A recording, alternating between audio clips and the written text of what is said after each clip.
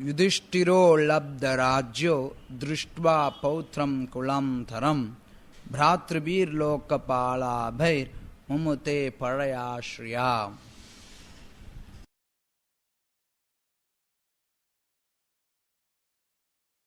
பொருளுரை வழங்கியவர் தெய்வத்திராச பக்திவேதாந்த சுவாமி பிரபுபாதர், அகில உலக கிருஷ்ண பக்தி இயக்கத்தின் ஸ்தாபகாச்சாரியர்.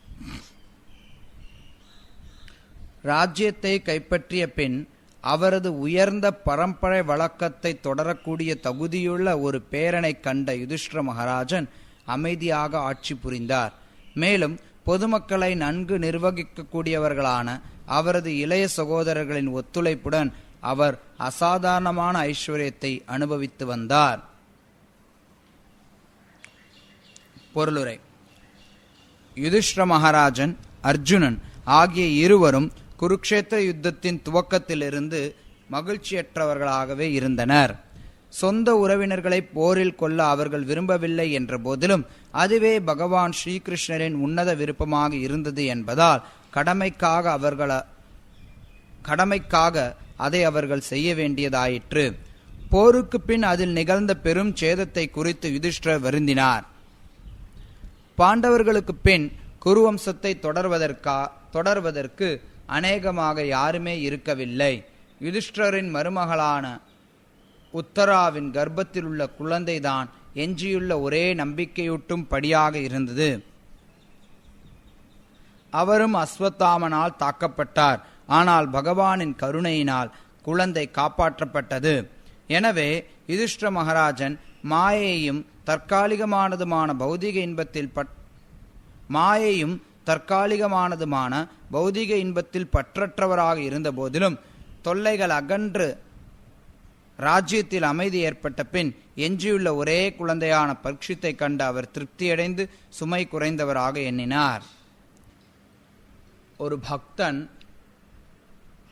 கிருஷ்ணருடைய விருப்பத்தை நிறைவேற்றக்கூடியவன். அது ஒரு பக்தனுடைய உண்மையான நிலை. அந்த நிலையிலிருந்து எப்ப ஒரு பக்தன் தவறானோ அப்ப அந்த பக்தன் பொதுவாக பக்தனாக கருதப்படுறது கிடையாது. இது நம்ம நிறைய தடவை பார்த்திருக்கிறோம், நிறைய தடவை கேட்டிருக்கிறோம். கிருஷ்ணருடைய விருப்பம் என்ன அப்படிங்கிறது அவ்வளவு எளிதில் தெரியாது. சில நேரத்தில் கிருஷ்ணருடைய விருப்பம் என்ன அப்படிங்கிறது தெளிவாக தெரியும். கிருஷ்ணருடைய விருப்பம் என்ன அப்படிங்கிறது ஒருத்தருக்கு தெரியல அப்படின்னா பொதுவாக நம்மளால் தெரிஞ்சுக்க முடியாது சாதாரணமாக. அதனால் நம்ம ஆன்மீக குருவினுடைய வழிகாட்டுதலின் கீழே கிருஷ்ணருடைய விருப்பம் என்ன அப்படிங்கிறத தெரிஞ்சுட்டு அதன்படி நம்ம செயல்படுறோம். இது வழக்கமான ஒன்று. அதே நேரத்தில் சில நேரங்களில் நம்ம பார்க்கிறோம், சில பக்தர்கள் சில குறிப்பிட்ட சூழ்நிலைகளில் கிருஷ்ணருடைய விருப்பம் இதுதான் அப்படின்னு தெரிஞ்சா கூட அவர்களுடைய விருப்பம் வேறையா இருக்கு. கிருஷ்ணருடைய விருப்பம் என்னன்னு தெரியும், இருந்தாலும் அவர்களுடைய விருப்பம் வேறையா இருக்கு. பொதுவாக அப்படி இருந்ததுன்னா அவங்கள நம்ம தூய பக்தர்கள்னு கருதுறது கிடையாது. அனுகூல்யஸ்ய சங்கல்பா பிரதிகூல்யன வர்ஜனம். கிருஷ்ண பக்திக்கு எதெல்லாம் அனுகூலமானதோ அதை நம்ம எடுத்துக்கிறோம், பிரதிகூலமானதை விளக்குறோம். இது சரணாகதியினுடைய அங்கம். அதே மாதிரி எதெல்லாம் கிருஷ்ண பக்திக்கு அனுகூலமானது, எதெல்லாம் கிருஷ்ணருக்கு பிடித்தமானது அதை செய்கிறது தான் பக்தி. கிருஷ்ணருக்கு பிடிக்காத செயல் அல்லது கிருஷ்ணருடைய விருப்பம் ஒன்றாக இருந்து பக்தர்களுடைய விருப்பம் வேறொன்றாக இருக்கிறது கிடையாது. சில நேரங்களில் நம்ம பார்க்கிறோம், பக்தர்களுடைய விருப்பத்தை கிருஷ்ணர் நிறைவேற்றார். கிருஷ்ணர் தன்னுடைய பக்தர்கள் ஒரு விஷயத்தை விருப்பப்பட்டாங்க அப்படின்னா அது தன்னுடைய விருப்பமா இல்லாட்டி கூட அதை நிறைவேற்றார். அதற்கும் நம்ம பல உதாரணங்களை பார்க்கிறோம். அடிக்கடி சொல்லப்படக்கூடிய ஒரு உதாரணம் நாரதர். பல நேரங்களில் யாருக்காவது கருணையை கொடுப்பார், அவர் யாருக்காவது கருணையை கொடுத்துட்டார் அப்படின்னா அந்த நபருக்கு கிருஷ்ணர் தானா கருணையை கொடுத்துருவார். நம்ம அதை தினமும் கூட பாடல்ல பாடுறோம், எஸ்ய பிரசாதாத் பகவத் பிரசாதோ. அதாவது ஆன்மீக குரு அல்லது வைஷ்ணவருடைய கருணையினால நம்ம பகவானுடைய கருணையை அடைகிறோம். அதனால பொதுவா பகவானுடைய விருப்பமும் பக்தனுடைய விருப்பமும் ஒன்னாகத்தான் இருக்கு, அதுல எந்த வேறுபாடும் கிடையாது. இருந்தாலும் சில நேரத்துல பக்தனுடைய விருப்பம் பகவானுடைய விருப்பத்திலிருந்து வேறுபடுது, அல்லது பகவானுடைய விருப்பம் பக்தனுடைய விருப்பத்திலிருந்தும் வேறுபடலாம். சில நேரங்கள்ல எப்படி வேணாலும் நடக்கலாம். அதைத்தான் இங்க நம்ம இந்த பொருளுரையில பார்க்கிறோம். அதாவது கிருஷ்ணருடைய விருப்பம் குருக்ஷேத்திர போர் நடக்கணும், இந்த குருக்ஷேத்திர போர்ல எல்லாரும் மடியணும் அப்படிங்கிறது. ஆனா அதே சமயத்துல அர்ஜுனனும் யுதிஷ்டரும் அந்த குறிப்பா இங்க சொல்றார், சுட்டி காட்டுறார், எல்லா பாண்டவர்களும் அதே நிலையில தான் இருந்தாங்க, ஒருத்தரை தவிர, குறிப்பா பீமா. பீமனை தவிர யுதிஷ்டர் அர்ஜுனன் ரெண்டு பேருமே, அர்ஜுனன் கூட சில நேரத்துல போரை விரும்புவான். ஆனா யுதிஷ்டர மகாராஜ் பெரும்பாலும் அவர் போரை விரும்ப மாட்டார். போர் இல்லாம எப்படியாவது சமாதானமா போயிடணும். அப்ப சில நேரத்துல இது வாதத்திற்கு வர்றதுண்டு. ஏன் யுதிஷ்டர மகாராஜ் இப்படி செயல்பட்டார், அர்ஜுனன் ஏன் இப்படி செயல்பட்டான், அர்ஜுனன் ஏன் போருக்கு முன்னாடி எல்லாம் தயாராகி எல்லாமே அமைச்சாச்சு, சங்கும் ஊதிட்டாங்க, சங்கு ஊதிட்டா போர் தொடங்குதுன்னு அறிவிச்சாச்சு. அதுக்கப்புறம் ஏன் அர்ஜுனன் குழம்பணும்? இல்ல அதே மாதிரி யுதிஷ்டர மகாராஜர் எல்லாம் தெளிவாயிடுச்சு, போரை தவிர வேற வழி இல்லை அப்படிங்கிறது தீர்மானம் ஆயிடுச்சு. இருந்தாலும் யுதிஷ்டர மகாராஜ் விரும்புறார் போரை எப்படியாவது நிறுத்தணும். கிருஷ்ணரையே தூதுவரா அனுப்பி வைக்கிறார். கிருஷ்ணா, நீ போய் தூதுவரா செயல்பட்டுட்டு இந்த போரை நிறுத்த முடிஞ்சா நிறுத்தேன். அவரு தான் போரை நிறுத்தக்கூடாதுன்னு வேலை செய்யறாரு. அவர்கிட்டே யுதிஷ்டர மகாராஜ் கேட்பார். இருந்தாலும் கிருஷ்ணர் அங்க தன்னுடைய பக்தன் விரும்புறான் அப்படிங்கிறதுக்காக ஒரு பக்தவத்சலாங்கிற நிலையில அவர் தூதுவனா போறார். அதனால அவர் ரொம்ப பிரபலமாகவும் அறியப்படுறார், பாண்டவ தூதர். நம்ம காஞ்சிபுரத்துல கூட ஒரு கோயில் இருக்கு, பாண்டவ தூத பெருமாள், ரொம்ப பெருசா இருப்பார். அவர் பாண்டவ தூதரா போயிட்டு அங்க விஸ்வரூபத்தை காட்டுறார் துரியோதனனுக்கு. அப்ப கிருஷ்ணர் ஆனா தீர்மானம் பண்ணிட்டார் அந்த இடத்துல, எப்படி இருந்தாலும் இந்த போரை நாம் நிகழ்த்தி ஆக வேண்டும் அப்படிங்கிறதுல. ஏன்னா கிருஷ்ணர் அவதரித்ததனுடைய பல்வேறு காரணங்கள்ல ஒரு காரணம் பூமியினுடைய பாரத்தை குறைக்கணும். நம்ம பார்க்கலாம், முந்தின அத்தியாயத்துல குந்தி மகாராணி பிரார்த்தனை செய்யும் போது சொல்லுவாங்க, நீங்க எந்த காரணத்துக்காக அவதரித்தீங்க அப்படிங்கறத யாராலையும் சொல்ல முடியாது.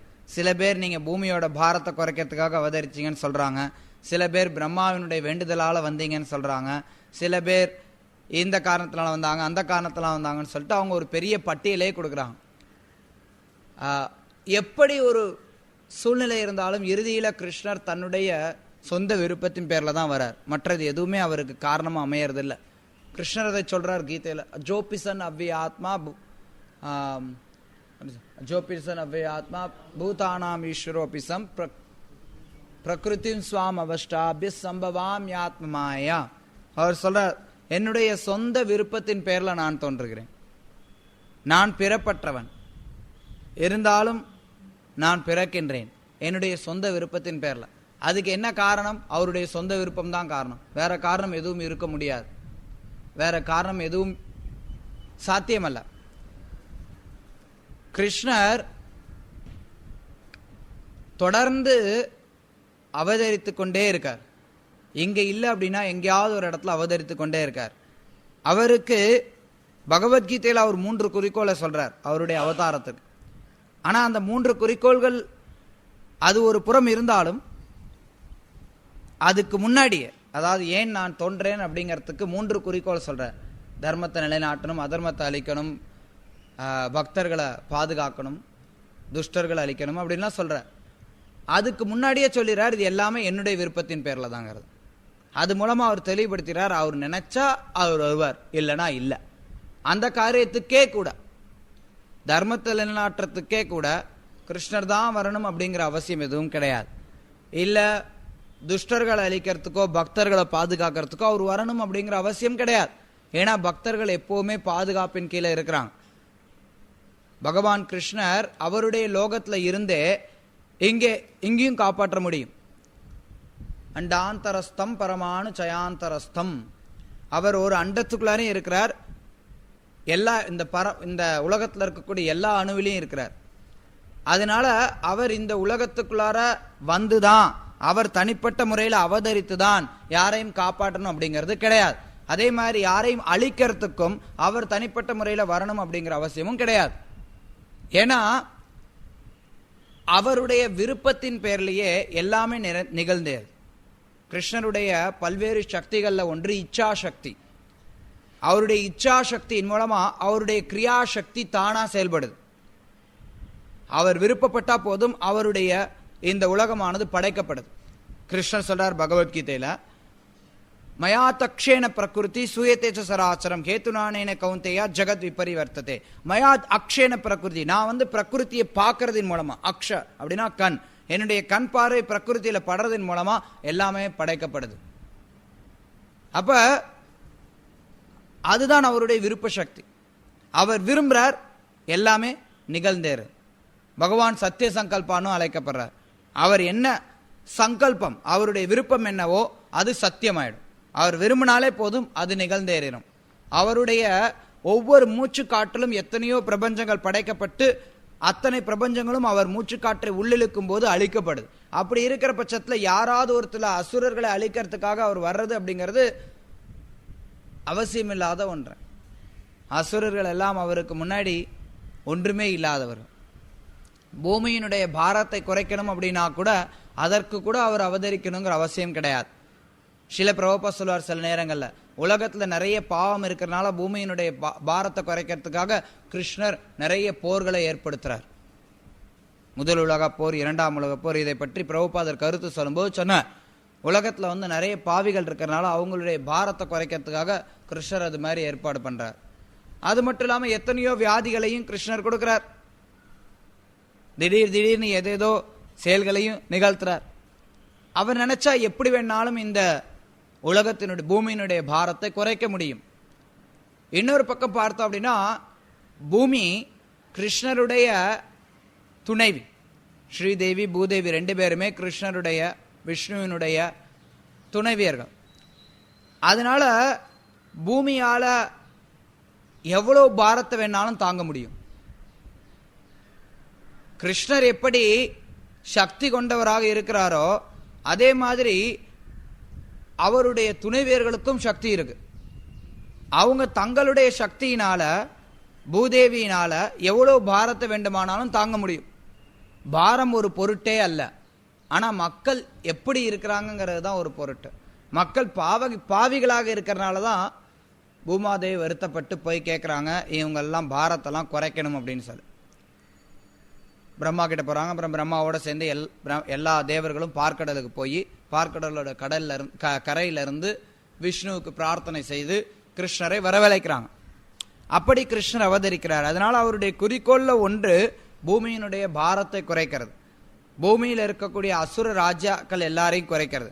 அதுக்கு அவர் எத்தனையோ வழிமுறைகளை மேற்கொண்டார். எவ்வளவோ தனித்தனியா சில பேரை கொன்னார் கிருஷ்ணர். ஆரம்பத்துல விருந்தாவன லீலைகள்ல பாத்தீங்கன்னா பெரும்பாலும் கிருஷ்ணர் தனித்தனியாக கொன்னார். அகாசுரன், பகாசுரன், பூத்தனா, திருநாவர்த்தன், சக்கடாசுரன், இவங்க எல்லாரையும் தனித்தனியாக கொண்டார். சில நேரத்தில் விருந்தாவனத்திலையும் பல்கா கொண்டார் கிருஷ்ணர், கொஞ்சம் பல்கு. தேனுகாசுரனுடைய நண்பர்கள்லாம் வரும்போது ஒரு கும்பலையே கொள்வார் கிருஷ்ணர், விளையாட்டா கொள்வார். ஆனா பெரும்பாலும் பார்த்தோம் அப்படின்னா கிருஷ்ணர் தனித்தனியாக கொள்றார். அதுக்கப்புறம் மத்ராவுக்கு போறார், மத்ராவிலையும் தனித்தனியாக கொள்றார். கம்சன், சானுரா, முஷ்டிகா பலராமரோட சேர்ந்து, கோலையாப்பீட்டா, அதுக்கப்புறம் கிருஷ்ணர் கொஞ்சம் பல்கா கொள்றதுக்கு முடிவு பண்றார். அதனால அவரு ஜராசந்தனோட ஒரு பகையை வளர்த்துக்கிறார். ஜராசந்தன் ஒவ்வொரு தடவையும் பல்வேறு அக்ஷோகிணிகளோட வரான் கிருஷ்ணர் கிட்ட சண்டையிடுறதுக்கு. ஒவ்வொரு தடவையும் கிருஷ்ணர் எல்லாரையும் கொல்றார். எவ்வளோ அக்ஷோகிணி படைகள் நம்ம கிருஷ்ணா புக்ல பார்த்தோம்னா விளக்கம் கொடுக்கிறார். ஒரு அக்ஷோகிணிங்கிறது எவ்வளவு, எத்தனை குதிரை, இத்தனை காலாட்படை, இத்தனை யானை, இது எல்லாத்தையும் கூட்டு சேர்த்துக்கிட்டு ஜராசந்தன் ஒவ்வொரு தடவையும் வருவான். ஒவ்வொரு தடவையும் ஜராசந்தன் விட்டுருவார் கிருஷ்ணர். ஜராசந்தனை கொல்ல மாட்டார். ஜராசந்தனை விட்டுட்டு எல்லா படையையும் கொள்வார். அப்ப ஸ்ரீல பிரபுபாத குறித்து சொல்லும்போது சொல்லுவார், இது ஜனத்தொகையை குறைக்கிறார், பூமியோட பாரத கிருஷ்ணர் இங்க குறைக்கிறார்.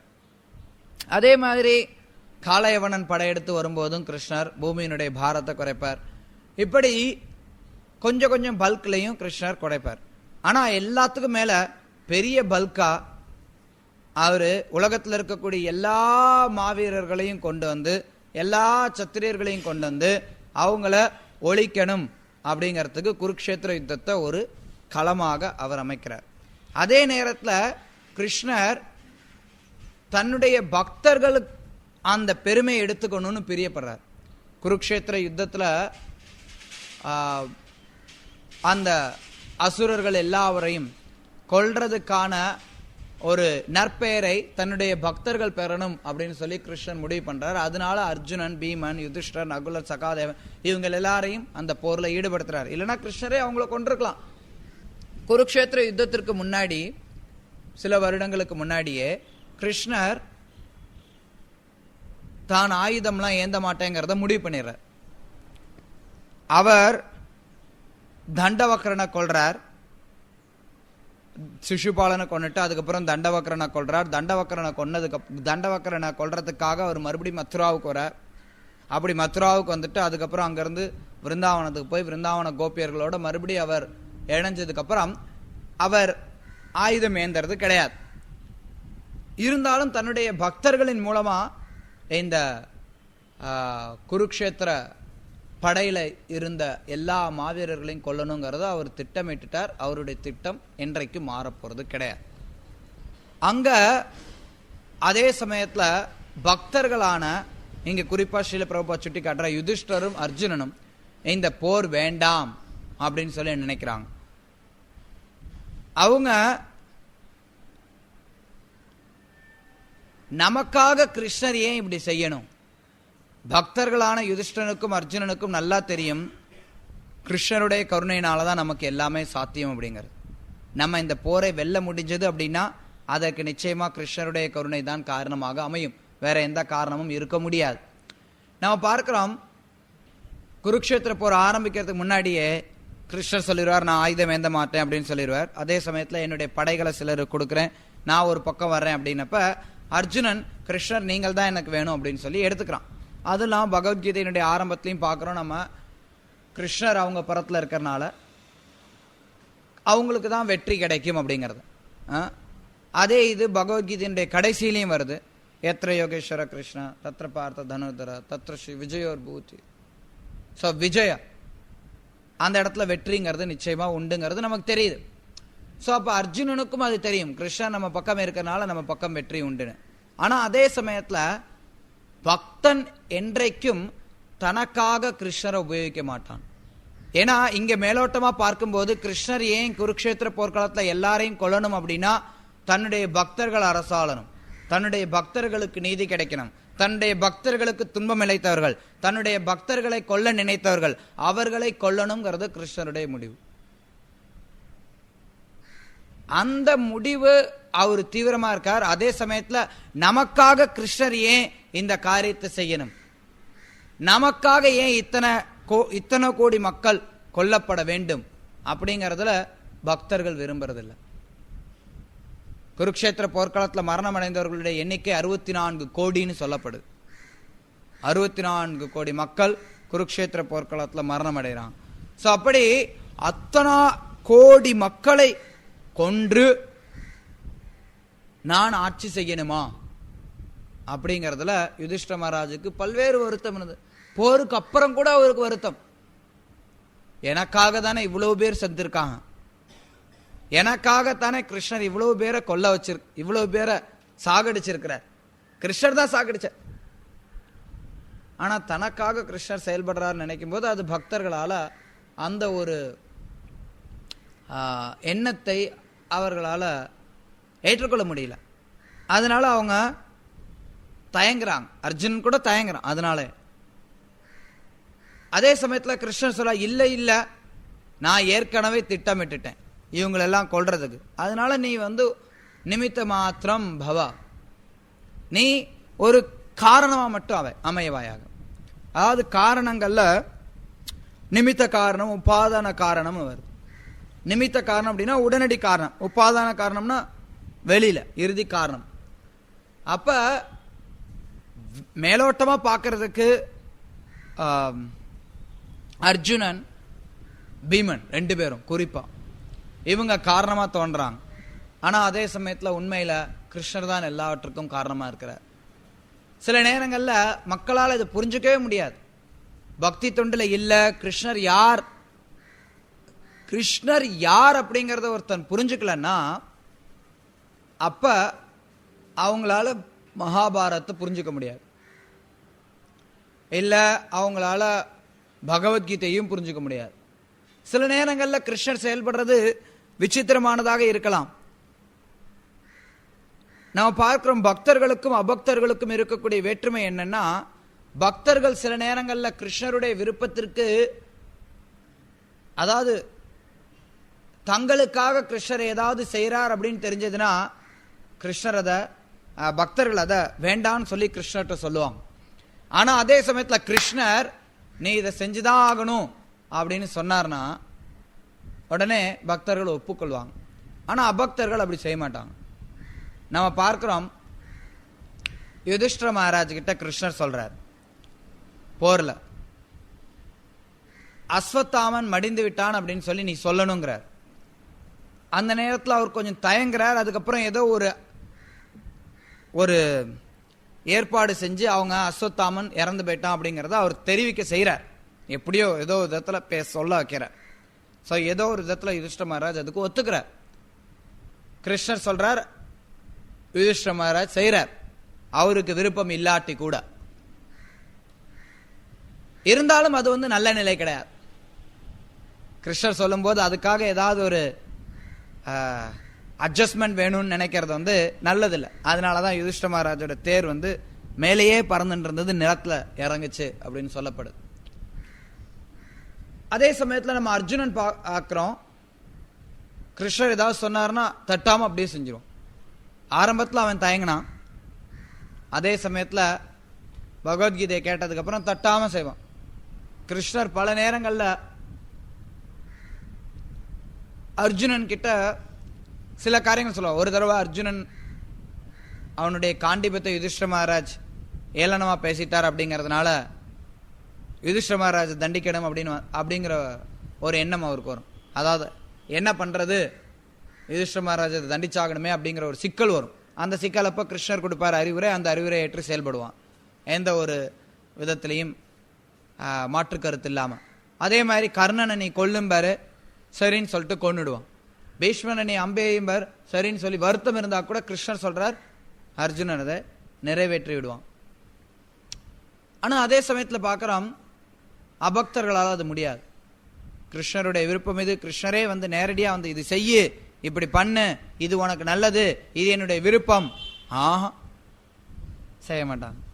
நான் பார்க்கிறேன் துரியோதனன் கிட்ட கிருஷ்ணர் வரார், பாண்டவர்களுக்கு 5 கிராமமாவது கொடு, அவங்க சத்திரியர்கள், 5 கிராமமாவது கொடு, அவங்க பாட்டுக்கு அமைதியா அவங்களுடைய தர்மத்தை கடைபிடிச்சிட்டு இருக்கட்டும். ஒரு ராஜாவினுடைய கடமை என்ன அப்படின்னா, எல்லாரும் அவங்கவுங்களுடைய தர்மத்தை கடைபிடிக்கிறதுக்கு உதவி செய்யணும். அது ராஜாவுடைய கடமை. அந்த கடமையை ராஜா நிறைவேற்றல அப்படின்னா அவங்க ராஜாவா இருக்க முடியாது. ஒரு சத்திரியன் அப்படின்னா அந்த சத்திரியனுக்கு ஆட்சி செய்யறதுக்குன்னு சொல்லி ராஜா சில பகுதிகளை கொடுத்தாகணும். அந்த ரீதியில கிருஷ்ணர் கேட்பார், இவங்களுக்கு கொஞ்சமாவது ஒரு 5 கிராமமாவது கொடுப்பா கிருஷ்ணா, கொடுப்பா துரியோதனா அப்படின்னு சொல்லி கிருஷ்ணர் கேட்கிற. துரியோதனன் அதுக்கு மறுக்கிறான். ஏன்பா, சாக்ஷாத் பகவானே கேட்கிறார், அந்த நேரத்துல நீ மறுக்கிறியே, ஆஹா மாட்டேன். அசுரர்களுக்குன்னு உரிய சுபாவம் அது. நாம் பார்க்கிறோம், பலி மகாராஜர் விஷ்ணு வந்து கொடுக்க வரும்போது, விஷ்ணு வந்து கேட்க வரும்போது கொடுக்கறதுக்கு அவர் தயாராகிறார். அசுரனா இருந்தாலும் கொடுக்கறதுக்கு தயாராகிறார். அதாவது அவர் பக்தர். ஆனா அங்க சுக்கராச்சாரியர் அதுக்கு தடுக்கிறார். அசுரனா நீ கொடுக்க கூடாது. கிருஷ்ணர் வந்து கேட்டாலும் கொடுக்க கூடாது. அதுக்கு மேல வேற என்ன வேணும்? கிருஷ்ணருடைய விருப்பத்தை நிறைவேற்றதானே பக்தனுடைய குறிக்கோள். சமீபத்தில் அது 2 நாளைக்கு முன்னாடி ஒருத்தர் நம்ம முதல்ல எழுதின அந்த வஞ்சகன் கண்ணனா அதுக்கு வந்து ஒரு கருத்து சொல்லியிருந்தேன். அந்த கருத்துல கிருஷ்ணரே போய் கர்ணன் கிட்ட பேசுறாரு தெரியுமா அப்படின்னு சொல்லிட்டு ஏதோ பெரிய வாதம் மாதிரி, அது ஒரு கருத்து மாதிரி போட்டிருந்தார். ஆனா அதுல அர்த்தமே இல்லைங்கிறது அவருக்கு புரியல. ஏன்னா கிருஷ்ணரே போய் பேசியும் கர்ணன் அதை ஒப்புக்கொள்ளல. அப்ப அவன் எவ்வளவு பெரிய அயோக்கியன் அப்படிங்கறத நம்ம பார்க்கலாம். கர்ணன் கிட்ட நிச்சயமா பல நற்குணங்கள் இருந்தது, இல்லைன்னு சொல்ல முடியாது. ஆனா அந்த நற்குணங்கள் எல்லாமே அந்த பக்தி பாதை அத முறையா புரிஞ்சுக்காதனால, அல்லது அவன் தன்னுடைய கர்மத்திற்கு பக்தியை காட்டிலும் அதிகமான முக்கியத்துவம் கொடுத்ததுனால, ஒரு சூழ்நிலையில கர்ணனுக்கு தெரியுது கிருஷ்ணர் பகவான் அப்படிங்கிறது. ஆனாலும் அவன் வந்து தன்னுடைய லௌகீக தர்மங்கள்ல அதிக ஆர்வம் கொண்டவனாக இருக்கிறான். அந்த லௌகீக தர்மங்கள்ல அதிக ஆர்வம் கொண்டிருக்கிறனால பரோ தர்மத்தை அவனால புரிஞ்சுக்க முடியல. பரோ தர்மத்தின்படி கிருஷ்ணர் என்ன சொல்றாரோ அதை செய்யணும். ஆனா அந்த பரோ தர்மத்தை அவனால புரிஞ்சுக்க முடியல. லௌகிக தர்மத்தின்படி அவன் வந்து நட்புறவு, நண்பன், அவன் கூட நான் இருந்தேன், விட்டுட்டு எப்படி வர்றது அப்படின்னு சொல்லிட்டு பேசிட்டு இருப்பான். அப்ப உயர்ந்த விஷயங்களை புரிந்து கொள்றதற்கான தன்மை அங்க இல்லை. கர்ணனுடைய நிலை பீஷ்மருடைய நிலையிலிருந்து வேறுபட்டது. பீஷ்மர் கிட்ட போய் கிருஷ்ணர் ஒரு தடவை கூட கேட்கல, நீ இந்த பக்கம் வான்னு. அது மாதிரி எதுவும் இல்லை. துரோணாச்சாரியர்கிட்ட போய் கிருஷ்ணர் கேட்கல, நீ இந்த பக்கம் வான்னு. பீஷ்மரை ஏன் கிருஷ்ணர் கேட்கல அப்படின்னா, கிருஷ்ணரே விருப்பப்பட்டார் பீஷ்மர் எதிர்த்தரப்புல இருந்து சண்டை போடணும்னு. அதாவது பக்தனோட பக்தன் பகவானோட வீரிய ரசத்தை அனுபவிக்கிறான், பகவானும் பக்தனோட வீரிய ரசத்தை அனுபவிக்கிறார். எனக்கு எதிராக நின்று என்னுடைய பக்தன் சண்டையிடுறதுல அதுல கிருஷ்ணருக்கு ஆனந்தம். பீஷ்மர் சொல்றார் மரணப்படுக்கையில் இருக்கும்போது, உடம்பு முழுக்க இரத்த கரையோட மஞ்சள் ஆடை காற்றில் பறக்க சக்கரத்தை ஏந்தி என்னை தாக்க வந்த அந்த பார்த்த சாரதி என்னுடைய தர்சனத்துல நிக்கட்டும் அப்படிங்கிறார். அப்ப எந்த அளவிற்கு பீஷ்மர் பக்தி தொண்டில் நிலை பெற்றவராக இருக்கிறார் அப்படிங்கறத நம்ம தெரிஞ்சுக்கலாம். கிருஷ்ணர் தன்னுடைய பக்தர்களுடைய மகத்துவத்தை இப்படித்தான் வெளிப்படுத்துவார். பக்தர்களை வைத்து வெளிப்படுத்துவார், அவங்கள பேச வச்சு வெளிப்படுத்துவார். பக்தர்கள் பேச மாட்டாங்க சில நேரத்தில். நம்ம கூட பார்க்கிறோம், சுகதேவ கோஸ்வாமி அவர் பேசுற வரைக்கும் அவருடைய பெருமை யாருக்கும் தெரியல. சுகதேவ கோஸ்வாமியின் பெருமை ஓரளவுக்கு அறியப்பட்டிருந்தது. வியாசதேவருடைய மகன், 16 வருஷம் உள்ளே இருந்தார், வெளியில வரமாட்டேன்னு இருந்தார், ஓரளவுக்கு அறியப்பட்டிருந்தது. ஏற்கனவே தெரியும் சுகதேவ கோஸ்வாமியை பத்தி எல்லாருக்கும்.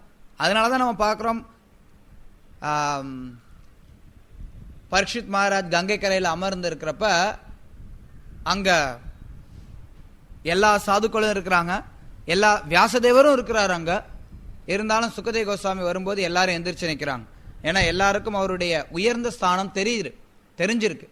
இருந்தாலும் பாகவதத்தை உரைத்ததுக்கு அப்புறம் அவருடைய ஸ்தானம் எல்லாருக்கும் மேலும் நன்றாக அறியப்படும். சுக்கமுகாத அமிர்த திரவியம், சுகதேவ கோஸ்வாமிகிட்ட இருந்து அந்த அமிர்த திரவியம் வந்ததுனால அவருடைய பெருமை இன்னும் மேலோங்குது. அது நிறைய நேரங்களில் நான் பார்க்கிறோம். ஸ்ரீல பிரபுபாதர் சந்தேகத்திற்கு இடமில்லாம அவருடைய பிறவியிலிருந்தே அவர் இந்த உலகத்திற்கு வந்ததுல இருந்தே மிகச்சிறந்த ஒரு பக்தர் தான். இருந்தாலும் அவர் அமெரிக்காவிற்கு போய் அங்க அவர் உபன்யாசங்களை கொடுக்க ஆரம்பிச்சதுக்கு அப்புறம் அவருடைய பெருமைகள் மக்கள் எல்லாருக்கும் தெரியப்படுது. ஜடபரதர் அவர் எந்த பிரச்சனையும் நமக்கு வரக்கூடாது, எக்காரணம் கொண்டும் கொஞ்சம் கூட நம்ம பக்தியிலிருந்து விலகிடக்கூடாது. ஏன்னா அவரு பரதரா இருந்தப்ப தீர்மானமா இருந்தார், கிருஷ்ணர் தான் கொள்கை அப்படிங்கறதுல, கிருஷ்ணர் தான் வாழ்க்கை அப்படிங்கறதுல. அதுக்காக அவர் ராஜ்யத்தை எல்லாத்தையும் விட்டுட்டு போறார். நம்ம அன்னைக்கு கூட பேசிட்டு அவர் எல்லாத்தையும் விட்டுட்டு போகும்போது மலத்தை விட்டுட்டு போற மாதிரி விட்டுட்டு போறார். கொஞ்சம் கூட அவர் அதுல பொருட்படுத்தவே இல்லை. இருந்தாலும் அவர் ஒரு சின்ன ஒரு மான்குட்டியினால பாதிக்கப்பட்டு அந்த மான்குட்டியினால தன்னுடைய பக்தி தொண்டனுடைய பாதையிலிருந்து விலகி மறுபடி மானா பிறக்க நேருது. ஆனா கிருஷ்ணர் எவ்வளவு கருணை வாய்ந்தவர் அப்படின்னா அந்த நினைவாற்றலை கொடுக்கிறார். மானா பிறந்தவருக்கு கூட கிருஷ்ணர் நினைவாற்றலை கொடுக்கிறார். அதனால பரதர் நினைக்கிறார், ஆஹா நான் மானா இருக்கிறேன், என்னுடைய வாழ்க்கையை நான் வீணடிச்சிட்டேன், இனிமேட்டு நான் வீணடிக்க கூடாது. மற்ற மான்களை போல விளையாடுறதுல அவர் ஆர்வம் காட்டல. எதுக்கு விளையாடணும், துள்ளி கொதிக்கணும். கொம்பு முளைச்சதுன்னா மானுக்கு ரொம்ப பிடிக்கும், தனக்கு கொம்பு முளைச்சதுன்னா மானுக்கு ரொம்ப பிடிக்கும். இவர் கொம்பு முளைச்சது அதெல்லாம் அவர் பொருட்படுத்தவே இல்லை. ஆஹா பார்க்குறார், எந்த இடத்துல அவர் முதல்ல வாழ்ந்தாரோ அதே இடத்துக்கு திரும்பி போறார். அங்க இருக்கக்கூடிய அதே சாதுக்களோட பக்கத்துல இருக்கிறார். அவங்க பேசுறது, அவங்க பாராயணம் பண்றது எல்லாத்தையும் கேட்கிறார் காது கொடுத்து. அப்படியே அந்த சாதுக்களுடைய சங்கத்திலேயே அவர் மடியிற. அதுக்கப்புறம் ஜடபரதரா வர்றார். ஒரே தீர்மானமா இருக்கார், எக்காரணம் கொண்டு மக்கள் என்ன திசை திருப்பிடக்கூடாது. அவருடைய மகத்துவம் யாருக்குமே புரியல. அவங்க அப்பா மிகச்சிறந்த பக்தர், ஜடபரதருடைய தந்தை மிகச்சிறந்த பக்தர். கிருஷ்ணர் ஒரு பெரிய வைஷ்ணவருடைய குடும்பத்துல தான் பிறக்க வச்சார், பிராமணருடைய குடும்பத்துல. இருந்தாலும் அவங்க அப்பாவால கூட புரிஞ்சுக்க முடியல. இவருக்கு ஏதாவது கல்வி கொடுக்கணும்னு நினைக்கிற, ஏதோ பண்றார். கூட இருக்கக்கூடிய சகோதரர்கள்லாம் இவரை ரொம்ப ஏளனமா நடத்துறாங்க அப்படியே. ஆனா அவர் ஜட மாதிரி இருப்பார், எந்த வேலையும் செய்ய மாட்டார், எதுக்குமே பிரயோஜனம் இல்லை, எதுக்குமே பிரயோஜனம் இல்லை இவன் அப்படின்னு சொல்லி ஒதுக்கி இருப்பாங்க. ஆனா உடம்பு மட்டும் நல்லா அஜானுபாவனா இருப்பார். அதனால அந்த சௌவீர நாட்டு ராஜா, யாரு பேர் என்ன, ரகுகணர், மன்னர் ரகுகணர். ரகுகணர் பல்லக்கில் போகும்போது தூக்கிட்டு போயிடுவாங்க. அவரை தூக்கிட்டு போறதுக்கு ஆள் தேடுவாங்க. ஆள் தேடிட்டு இவன் நல்லா கட்டுமஸ்தா இருக்கிறான், கூட்டிட்டு போகலான்னு சொல்லி கூட்டிட்டு போவாங்க. அப்போ அந்த சூழ்நிலையில் அவர் பேச ஆரம்பிப்பார். அவர் பேச ஆரம்பிக்கும் போது அதுக்கப்புறம் ஜடபரதருடைய மகத்துவம் என்னங்கிறது தெரியும் ஆரம்பிக்கும். ஸ்ரீல பிரபுபா கூட சொல்லுவார், ஒரு முட்டாளை நம்மளால தெரிஞ்சுக்க முடியாது அவன் முட்டாள் அப்படின்னு, அவன் பேச ஆரம்பிக்காத வரைக்கும். ஒருத்தன் பேச ஆரம்பிக்கிறான் அப்படின்னா அவன் முட்டாளா புத்திசாலிங்கிறத தெரிஞ்சுக்கலாம். அப்ப அது மாதிரி ஒரு பக்தனை அவனுடைய திறன்க மக்கள் மத்தியில வெளிப்படுத்துறது கிருஷ்ணர் ஏதாவது ஏற்பாடு பண்ணுவார். ஜடபரதர் தன்னை வெளிப்படுத்தணும்னு ஆசைப்பட்டது கிடையாது. சுகதேவ் கோஸ்வாமி தன்னை வெளிப்படுத்தணும்னு ஆசைப்பட்டது கிடையாது. பிரபுபாதர் கூட தன்னை வெளிப்படுத்தணும்னு ஆசைப்பட்டது கிடையாது. நான் பெரிய ஆளுங்கிறத காட்டணுங்கிற மாதிரிலாம் அவர் யோசிச்சது கிடையாது. யாருமே அது மாதிரி யோசிச்சது கிடையாது. ஆனா கிருஷ்ணர் தன்னுடைய பக்தர்கள் மிக பெருமை வாய்ந்தவர்கள், தன்னுடைய பக்தர்களுடைய சக்தி எவ்வளவு உயர்ந்தது அப்படிங்கிறத வெளிப்படுத்துறதுக்கு கிருஷ்ணர் விரும்புவார். சில நேரங்கள் அதுக்கு பக்தர்கள் விரும்பாமலே கூட இருக்கலாம். ஆனா கிருஷ்ணர் அதை தன்னுடைய விருப்பத்தை எப்படியாவது நிறைவேற்றுவார். அதைத்தான் நம்ம பார்க்கிறோம். பாண்டவர்களை எப்படியாவது இவங்க தான் ஆட்சி பண்ணணும்னு அவர் முடிவு பண்ணிட்டார், இவங்களுடைய பெருமைகளை வெளிப்படுத்தணும்னு முடிவு பண்ணிட்டார். அதனால அவர் அதுக்கு ஏற்பாடு செய்றார் கிருஷ்ணர். அந்த ஏற்பாட்டையும் அவர் பக்குவமா நிறைவேற்றார். பாண்டவர்களுக்கு கொஞ்சம் வருத்தம் இருந்தாலும் கிருஷ்ணருடைய கட்டளை இதுங்கிறனால அதை நிறைவேற்றாங்க. அவங்களுடைய எல்லா வம்சமும் போயிடுச்சு. இங்க என்ன சொல்லப்படுதுன்னா, அவங்களுடைய வம்சம் எல்லாம் போயிடுச்சு, எல்லாரும் இறந்துட்டாங்க. ஒரே குழந்தை பரீட்சித் மகாராஜ் இருக்கான். ஆனா அந்த பரீட்சித் அவருடைய திறமையை பார்த்தும் அவர் ரொம்ப திருப்தி அடைகிறார். இங்க இந்த நிகழ்ச்சி நடக்கும்போது விதுரர், அதாவது ஒரு கணக்கு வைப்போம், ஒரு அப்ராக்சிமேட்டா ஒரு கணக்கு போடலாம். குருக்ஷேத்திர யுத்தம் நடக்கும்போது கிருஷ்ணருக்கு வயது 96. கிருஷ்ணர் அதுக்கப்புறம் 29 வருடங்கள் இந்த பூமியில இருந்தார். கிருஷ்ணர் அதுக்கப்புறம் கிருஷ்ணர் மறைஞ்சிடறார் பிரபாஸ் கஷேத்திரத்துல. பிரபாஸ் கஷேத்திரத்துல அவர் மறைஞ்சதுக்கு அப்புறம், அதாவது மறையறதுக்கு முன்னாடி உத்தவர்கிட்ட பேசுறார். அதுக்கப்புறம் உத்தவர் ஹரித்வார் தானே, ஹரித்வார், எஸ், ஹரித்வாருக்கு போறார் உத்தவர். அங்க அவர் மைத்ரேயரோட சந்திக்கிறார். சாரி, ஹரித்வாருக்கு உத்தவர் போறார். அங்க அவர் விதுரரை சந்திக்கிறார். அதுக்கப்புறம் அங்க மைத்ரேயரோட தொடர்பு வருது, அதெல்லாம் இருக்குது. ஸோ அதுக்கப்புறம் விதுரர் இங்க திரும்பி வரார். ஸோ விதுரருக்கு நல்லாவே தெரியும் கிருஷ்ணர் இந்த உலகத்தை விட்டு போயிட்டார்னு. ஆனா அந்த தகவல் அவர் சொல்ல மாட்டார். பிரபுபாத் எழுதுவார் ஒரு பொருளுரையில், அவர் ஏன் சொல்லலை அப்படிங்கிறதுக்கெல்லாம். அப்ப கிட்டத்தட்ட குறைஞ்சது 29 வருஷம் ஆச்சு. அப்ப பரீட்சித் மகாராஜருடைய திறனை யுதிஷ்ட மகாராஜ் பார்க்கிறார். ஏன்னா குருக்ஷேத்திர யுத்தம் முடிஞ்ச உடனே பரீட்சித் பிறந்துடுறார். ஸோ பரீட்சித்தோட திறனை அவர் பார்க்கிறார். சரி, அவர் நிம்மதியா இருக்கிறார், அவர் அமைதி அடைகிறார். இந்த உலகத்தை பாதுகாக்கிறதுக்கு ஒரு பிரச்சனை இல்லை அப்படிங்கிறதுல அவர் சாந்தம் அடைகிறார்னு சொல்லப்படுது. அவர் பிறக்கும் போதே, பரீட்சித் மகாராஜ் பிறக்கும் போதே, போன அத்தியாயத்தை நம்ம பார்த்தோம், பரீட்சித் மகாராஜ் பிறக்கும் போதே அவர் எல்லார்ட்டையும் கேட்டு தெரிஞ்சுக்கிறார், எப்படி இருப்பான் இந்த குழந்தை, என்ன ஏது எல்லாத்தையும் தெரிஞ்சுக்கிறார்.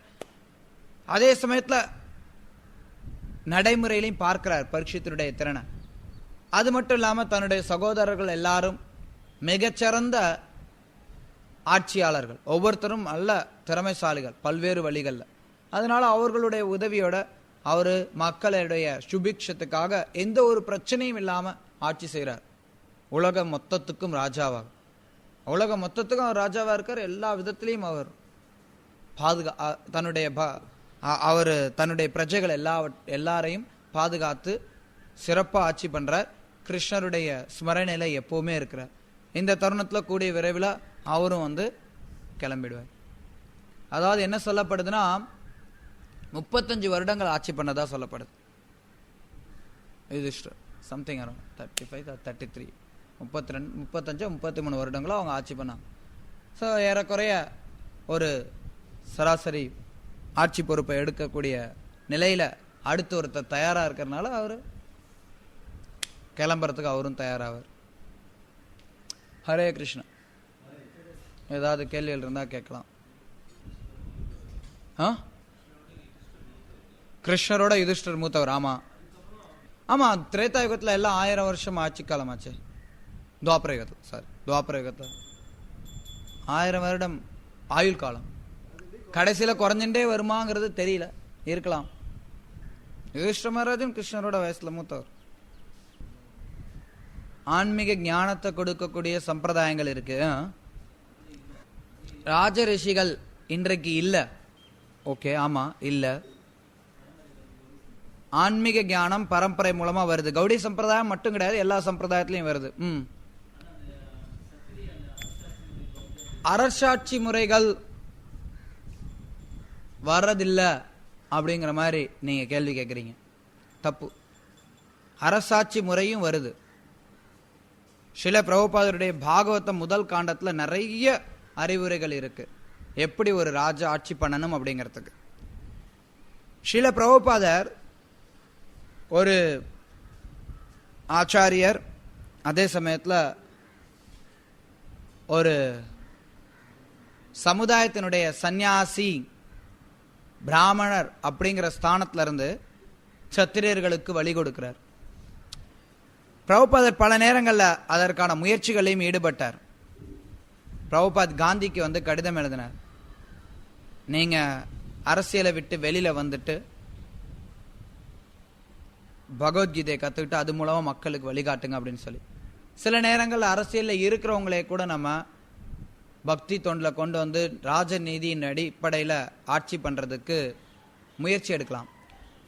நான் பார்க்கிறோம், ஸ்ரீல பிரபுபாதர் பல்வேறு உயர்ந்த நபர்களை சந்திச்சார். அந்த காரணத்துக்காக அது குறித்து பேசினார்.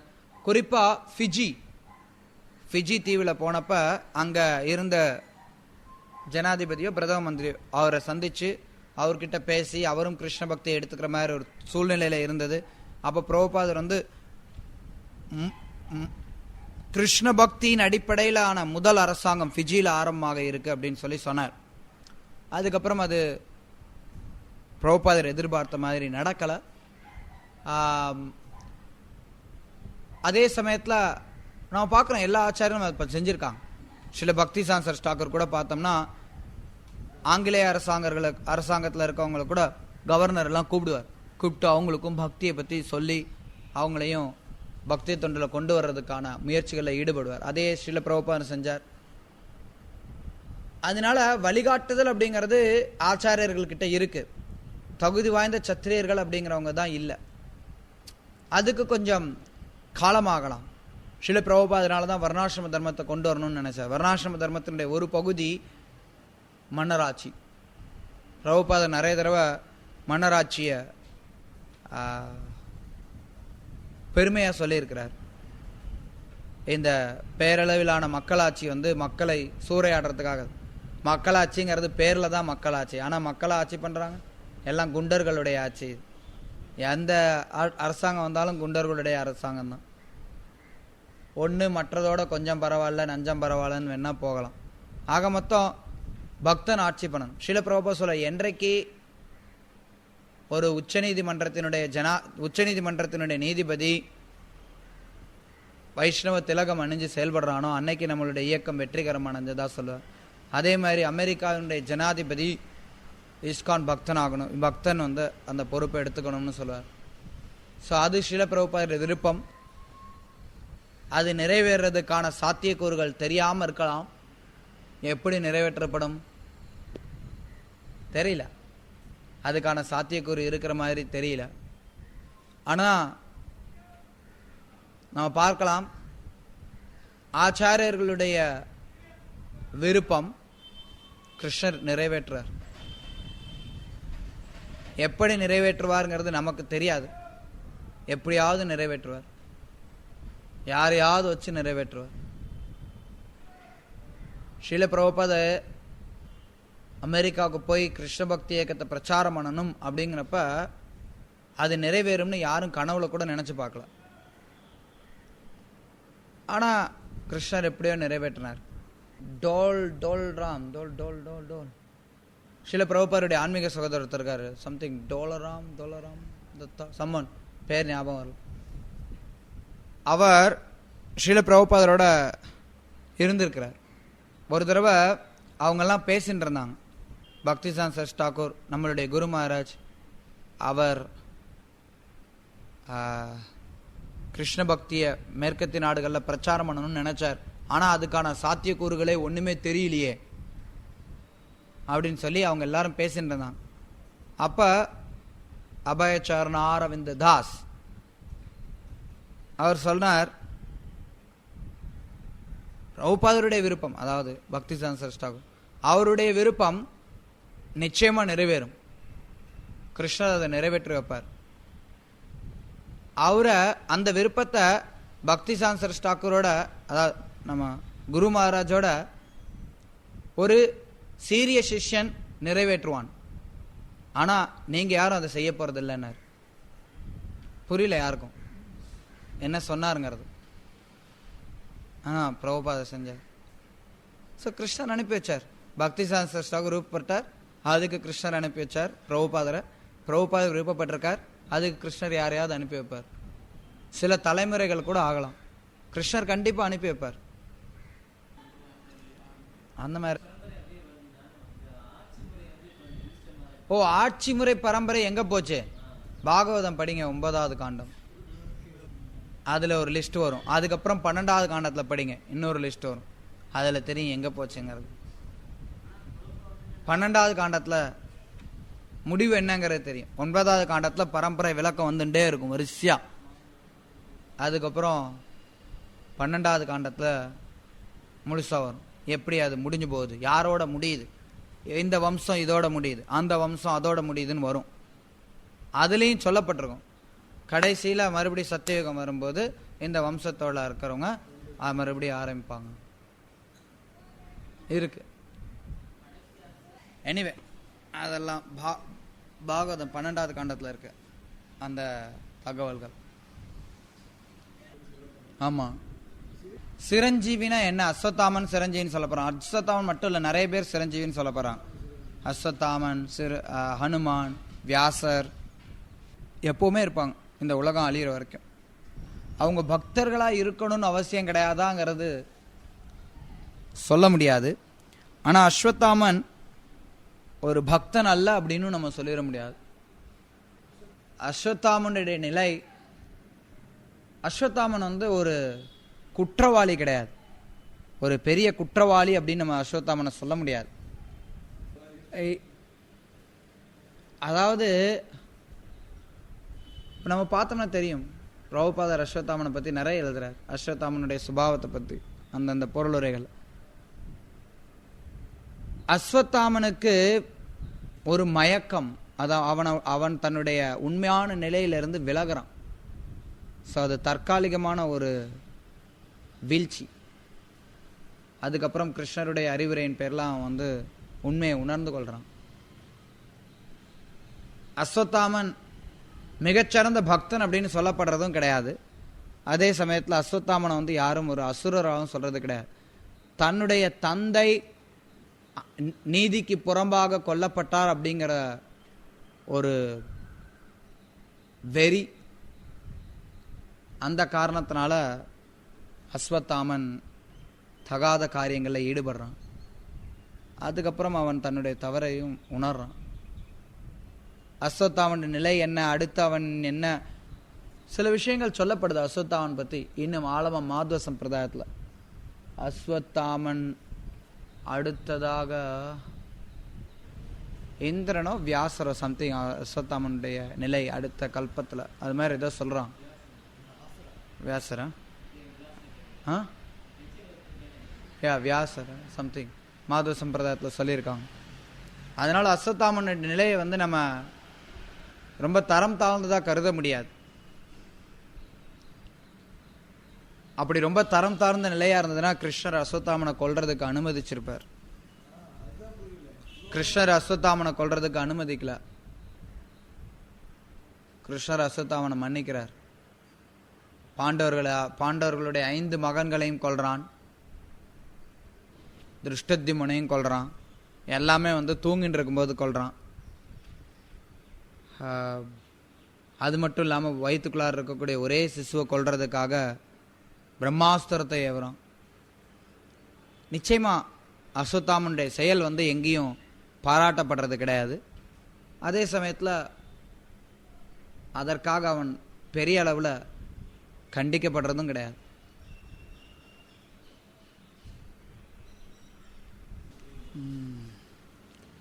பக்தன் கிட்ட பல்வேறு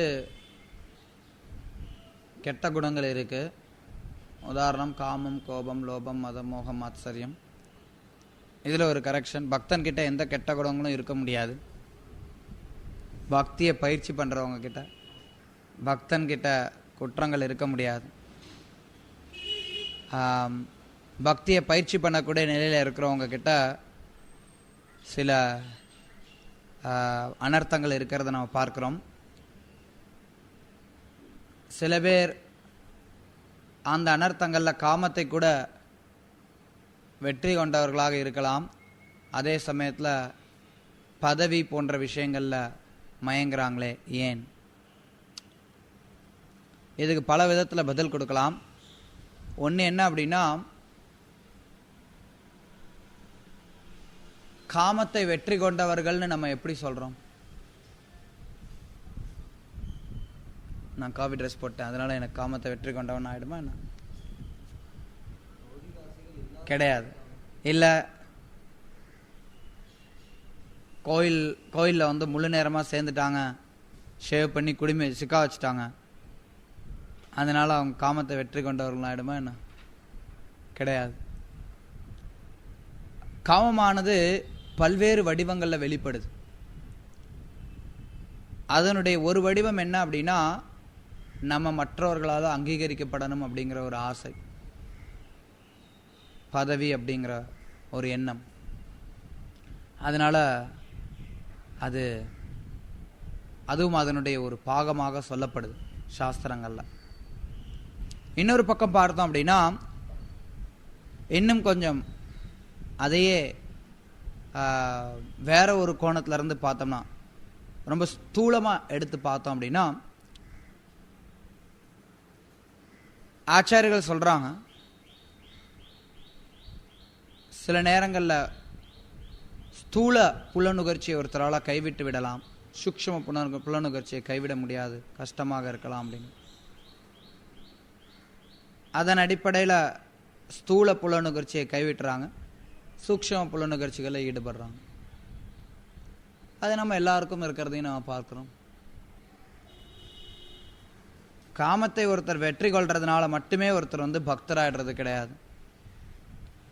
எவ்வளவோ யோகிகள் இருக்காங்க, அவங்க வாழ்க்கை முழுக்க வெறும் கோமணத்தோடே வாழலாம், இல்லை அது கூட இல்லாமல் கூட வாழலாம். அதற்காக அவங்க உயர்ந்த ஸ்தானத்தில் இருக்கிறாங்கங்கிறது அர்த்தம் கிடையாது. ஒரு அனர்த்தம் ஒருத்தனை விட்டு போகலாம், வேற ஒரு அனர்த்தத்தினால ஒருத்தன் பாதிக்கப்பட்டிருக்கலாம். காமம் அப்படிங்கிறது ஒரு அனர்த்தம், அந்த அனர்த்தம் இல்லாமல் இருக்கலாம். கோபம் அப்படிங்கிற வேற அனர்த்தம் வெளிப்படலாம். ஒருத்தவங்க அடிக்கடி கோபப்படுறாங்க அப்படின்னா அவங்க கிட்ட காமம் இருக்குன்னு அர்த்தம்.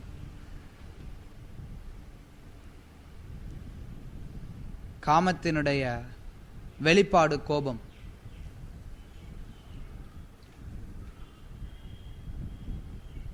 ஏதாவது ஒரு சின்ன சூழ்நிலை கிடைச்சா போதும், அப்படி லைட்டா அப்படி கிள்ளி விட்டா போதும், சுருக்குன்னு ஏறிடும்.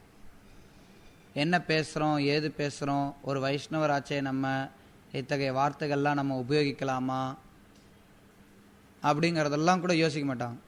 கண்ணாம்னான்னு திட்டுவாங்க. யாரையாவது திட்டுற நபரும் வைஷ்ணவராச்சு, அதை கூட யோசிக்க மாட்டாங்க பல நேரங்களில். இன்னும் ஒரு சில ஒருத்தர் பார்த்துக்கிறீங்க, யாரையும் பொதுவாக எல்லாருக்கும் இருக்கக்கூடிய சுபாவம் தான், எல்லாருக்கும் இருக்கக்கூடிய சுபாவம் தான். இது காமத்தினுடைய மற்றொரு வெளிப்பாடு. இல்லை, காமம் ஒருத்தர்கிட்ட போயிருக்கலாம், கோபம் வெளிப்படலாம், பேராசை வெளிப்படலாம், மதம் வெளிப்படலாம், மாத்சரியம் வெளிப்படலாம், இருக்கலாம். ஒன்று என்ன சொல்லுவேன் அப்படின்னா, நான் பொதுவாக எல்லார்கிட்டையும் சொல்லக்கூடியது, தனிப்பட்ட வாழ்க்கையில் நானும் பயிற்சி பண்ணுறதுக்கு முயற்சி பண்ணுறது என்ன அப்படின்னா, அனர்த்தங்கள் இருக்கிறதுனால நம்ம எந்த விதத்துலேயும் பக்தர் அல்லாதவர் ஆகிறது கிடையாது. அனர்த்தங்களை வளர்க்கக்கூடாது. அனர்த்தங்களை நம்ம வளர்க்காம இருந்தோம் அப்படின்னா அப்ப காலப்போக்கில் அந்த அனர்த்தங்கள் நம்மளை விட்டு போயிடும். பக்தியை பயிற்சி பண்ணும், நல்லா ஜபம் பண்றது. அதாவது நான் இது முன்னாடியே கூட சொல்லியிருக்கேன், நீ கேட்டிருந்துக்கலாம், கேட்காம இருக்கலாம். ஸ்ரீல பிரபுபாதர் ஹைதராபாத்ல இருந்தப்ப ஒரு லைஃப் மெம்பர் வந்து பிரபுபாதர்கிட்ட சொல்றார், சுவாமிஜி உங்க சிஷ்யர்கள்லாம் சண்டை போடுறாங்க, எனக்கு ரொம்ப ஆச்சரியமா இருக்கு. ஆச்சரியமா இருக்கா? என் சிஷ்யருக்கு சண்டை போடுறத பத்தினார். ஆமாண்ணா. பிரபுபா சொன்ன, அவங்க ஹரே கிருஷ்ண மகாமந்திரம் சொல்றாங்களே, அதை நினைச்சு நான் ஆச்சரியப்படுறேன். இதுல பல அர்த்தங்கள் நம்ம இதுல இருந்து எடுக்கலாம்.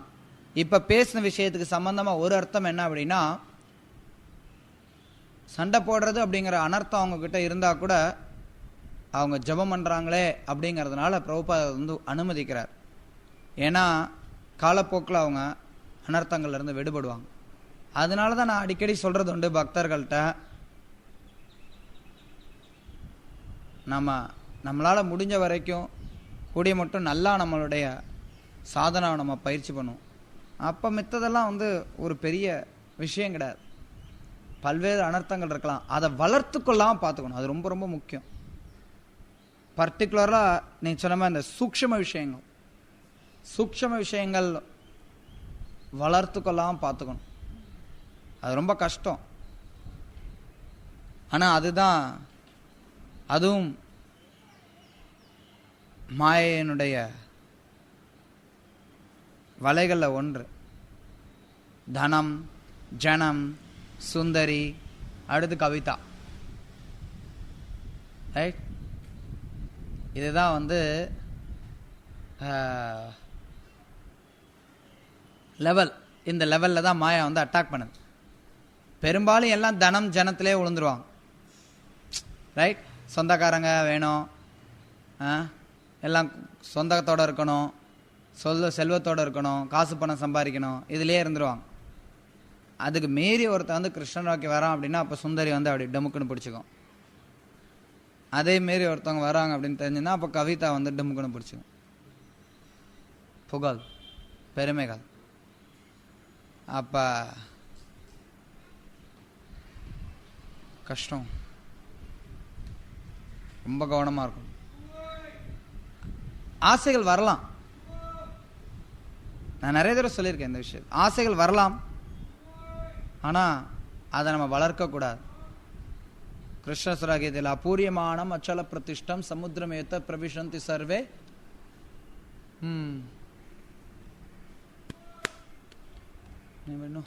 அபூரியமானம் அச்சல பிரதிஷ்டம் சமுத்திரமேத்த பிரவிஷந்தி சர்வே. எனவே அதில் கிருஷ்ணர் சொல்றார், ஆறுகள் வந்து கடல்ல கலந்தாலும் கடல் மாற்றம் இல்லாமல் இருக்கு. அதே மாதிரி ஒரு பக்தன் ஆசைகள் வந்து தன்னில் மோதினால் கூட சஞ்சலம் அடையாமல் இருக்கும். இந்த ஸ்தானம் தான் பயிற்சி செய்யக்கூடிய பக்தனுடைய ஸ்தானமா இருக்கணும்.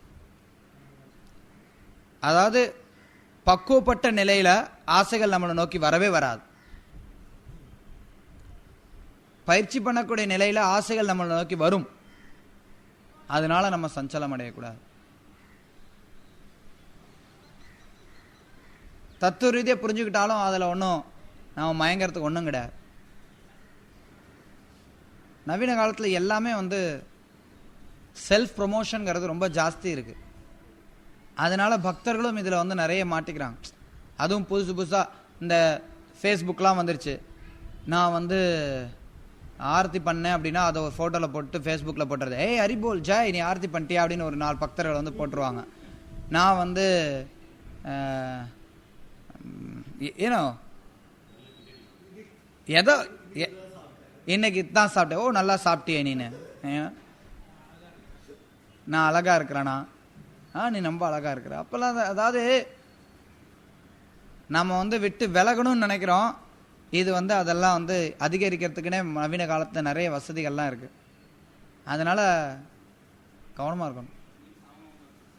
ஆமாம்மா, சில நேரம் பெர்சன்டேஜ் தகுந்த மாதிரி மாட்டிக்கிறாங்க மட்டும் இல்லை, சில பேர் சில விஷயத்தில் மாட்டுவாங்க, சில விஷயத்தில் மாட்ட மாட்டாங்க, சில விஷயத்தில் மாட்டுவாங்க.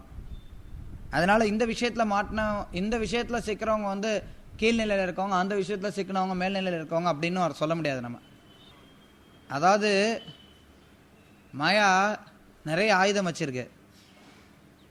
இந்த ஆயுதம் இல்லைன்னா அடுத்த ஆயுதம்.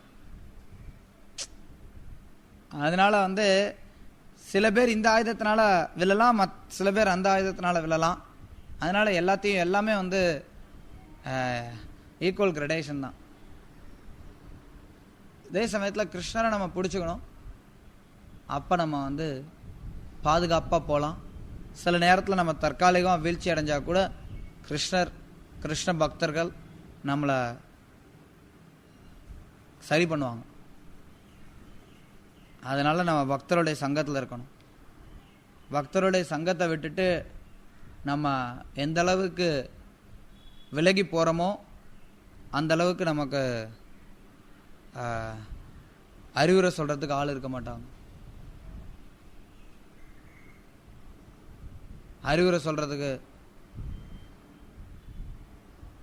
அதாவது டே டு டே விவகாரங்களில் கூட பெரிய விஷயங்களுக்கு மட்டும் நம்ம சில நேரங்களில் சில பேர் அப்படியும் செயல்படுறது உண்டு. தவறு கிடையாது, ஆனால் அபாயம் இருக்கு தனிமையில் செயல்படுறதுல. நான் பார்க்குறேன் சில பேர் வந்து என்ன பண்ணுவாங்கன்னா குரு கிட்ட மட்டும் தொடர்பு வச்சுப்பாங்க, மற்ற பக்தர்கள்ட்ட தொடர்பு வச்சுக்க மாட்டாங்க. அப்போ அன்றாட விஷயங்களில் சொல்லித்தரத்துக்கு ஆள் இல்லை அப்படின்னா அப்போ அன்றாட விஷயங்களில் ஒருத்தருடைய அனர்த்தங்களை களையிறதுக்கு நெருக்கமான வைஷ்ணவ சங்கம் அவசியம். வைஷ்ணவ மத்தி சில வேற்றுமைகள் இருக்கலாம், இப்போ இங்கே இருக்கிறோம் அப்படின்னா சில பேர் சில விஷயம் நினைக்கலாம்.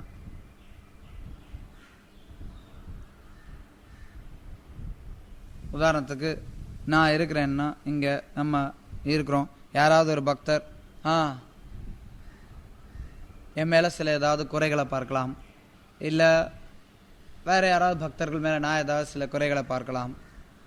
சில நேரங்களில் இப்போ நான் ஒருத்தர்கிட்ட ஒரு குறையை பார்க்குறேன் அப்படின்னா நான் வந்து அவங்ககிட்ட சொல்லுவேன். அவர் என்ன பண்ணுவார்னா சரின்னு எடுத்துக்கிட்டு திருத்திக்கலாம். இல்லை யாராவது ஒரு பக்தர் இருக்கா, அவர் பார்க்குறார், அவர் ஏதாவது எங்கிட்ட ஏதாவது குறைய பார்க்குறாருன்னா சொல்கிறார் அப்படின்னா வாஸ்தவமாக இருந்ததுன்னா எடுத்து திருத்திக்கலாம். வைஷ்ணவனுடைய சங்கத்தில் இருக்கும்போது இல்லை அப்படின்னா அந்த சங்கம் இல்லை அப்படின்னா கஷ்டம். நம்ம எதை நோக்கி போகிறோம்னு நமக்கே தெரியாது.